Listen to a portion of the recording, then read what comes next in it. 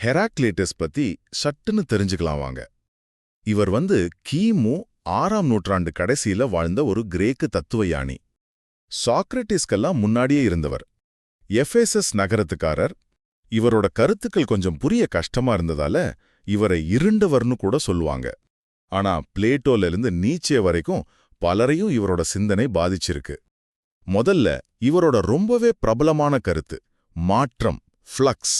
அதாவது இந்த உலகம் எப்பவுமே மாறிக்கிட்டே இருக்கு, எதுவுமே நிரந்தரம் இல்லைன்னு சொன்னாரு. எல்லாம் பாய்கிறது, பண்டார் ரஹி. அப்புறம் ஒரே ஆத்துல 2 தடவை இறங்க முடியாது. இதெல்லாம் அவரோட ஃபேமஸ் வரிகள். இது எதுவுமே மாறாதுன்னு சொன்ன பார்மீட்டீஸோட கருத்துக்கு நேர் எதிர். ரெண்டாவதா முரண்பாடுகளின் ஒற்றுமை, யூனிட்டி ஆஃப் ஆப்போசிட்ஸ். அதாவது நல்லது கெட்டது, வெளிச்சம் இருட்டு மாதிரி எதிரெதிரான விஷயங்கள் ஒன்னோடொன்னு பிரிக்க முடியாம பிணைஞ்சிருக்குன்னு சொன்னாரு. இந்த முரண்பாடுகளுக்கு இடையிலான போராட்டம், ஸ்ட்ரைஃப் தான் உலகத்துல ஒரு இணக்கத்தையே உருவாக்குதுன்னு நம்பினார். ஒரு வில்லுல இருக்கிற டென்ஷன் மாதிரி இந்த முரண்பாடு தான் உலக ஒன்னா பிடிச்சிருக்குன்னு சொன்னார். போராட்டமே எல்லாத்துக்கும் தந்தைன்னு கூட சொல்லியிருக்கார்.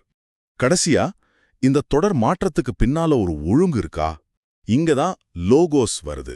லோகோஸ் அப்படிங்கிறது இந்த பிரபஞ்சத்தோட அடிப்படை பகுத்தறிவு, இல்லனா ஒரு நியதி மாதிரி. எல்லாம் ஒண்ணுதான் ஏத்துக்கிறது தான் ஞானம்.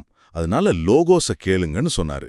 அப்புறம் இந்த மாறிட்டே இருக்கிற உலகத்தோட அடிப்படை பொருளா ஆர்ச்சே, நெருப்ப சொன்னாரு. இந்த உலக ஒழுங்கு எப்போ எரிஞ்சிட்டு இருக்கிற நெருப்பு மாதிரின்னு சொன்னது இந்த தொடர் மாற்றத்தை குறிக்கிறதா இருக்கலாம். சுருக்கமா சொன்னா ஹெராக்லேட்டஸோட தத்துவம் இந்த பிரபஞ்சம்ங்கிறது ஒரு ஓயாத மாற்றம், முரண்பாடுகளோட ஒற்றுமை, அப்புறம் எல்லாத்தையும் இயக்குற ஒரு அடிப்படை நியதி லோகோஸ், இதெல்லாம் சேர்ந்த ஒரு இயக்கம்னு காட்டுது.